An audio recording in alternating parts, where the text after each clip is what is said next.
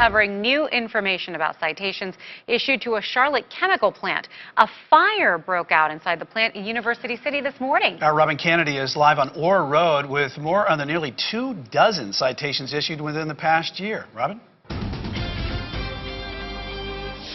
Well, there were no injuries today. The fire was put out fairly quickly, but the question remains for some people who work around this chemical plant is, how safe is it?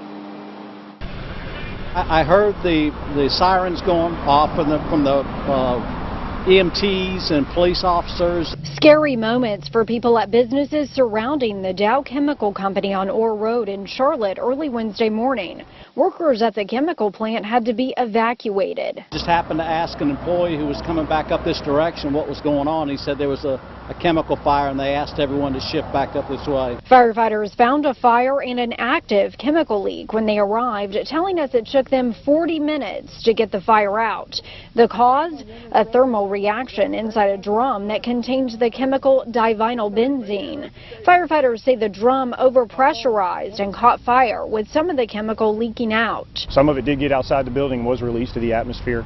But we've checked the area with our meters and did the appropriate search, and there is no danger to the public and no detection outside of the immediate property of the facility. The Dow Chemical Company was issued 23 citations, which were classified as serious this past February after a random inspection 1 year ago, according to the North Carolina Department of Labor. Dow Chemical was fined more than $38,000 and contested the findings. The citations related to the company having a plan in place for how chemicals are handled, stored, and managed. Obviously, they do produce a lot of dangerous chemicals.